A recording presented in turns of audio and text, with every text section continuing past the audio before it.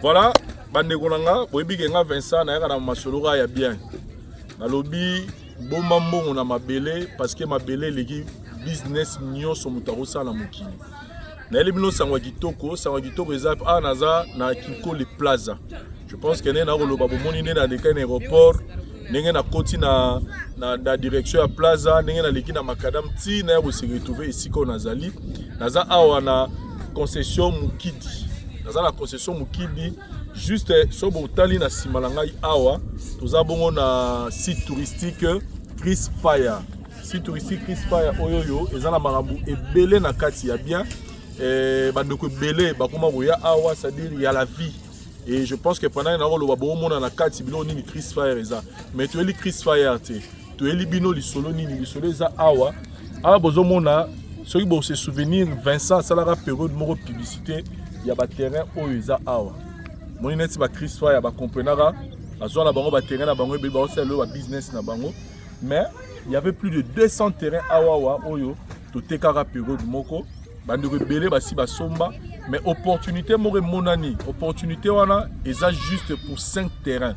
C'est-à-dire ba terrain no sozo mona c'est sombama juste pour vous rassurer que ils esika oyo to yebi to zalaka.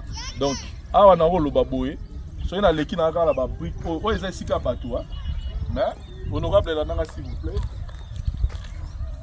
Donc, opportunité, ils ont juste pour 5 terrains. J'insiste pour 5 terrains. Et Bandi Awa. Donc, Banda Awa, 20 sur 20. Donc, Bandi Awa, 20 sur 20. Tu comptes 1, 2, 3, 4, 5 terrains. Il en a ni boignoso. C'est-à-dire moto pas monique à tous les 5 terrains dans Balamoko, tu veux aussi l'opérer réduction. Ton la moto sur le ngoso magara terrain moko, terrain zabona 13 500 $ américains. 13 500, 20 sur 20. Ils ont sika ote ke mboka ya sika, badbazo banotonga, teze sika déjà badbazo tonga, bon déjà site touristique to l'axi bino nini neza kitoko. Donc 5 terrains za awa, il en a ni de l'eau 1 2 3, 4, 5, dans la même lignée, 20 sur 20, 13 500 $. Ce qui, au moteur à tous les 5, une petite réduction et rosala.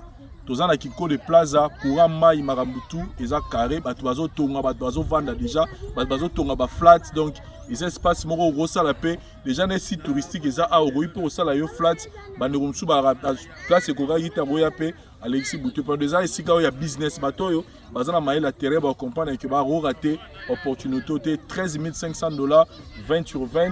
Aux Zuma Belé Nayo, au Tongi, au Sali Makam Nayo, pourquoi pas payer au Bombi Bongo Nayo, Soro Mono au Kokana Nute. Opportunité, et ça, dans les Ambarou Melate, contactez Bisson à numéro Moni au bas de l'écran pour que Ozoa, Bateré Nayo, tous les 5, au Eza, au Kozoa Moko, au Kozoa Mi Balo, au Kozoa Mi Sa, tous les 5, na 13 500 $ américains. Merci.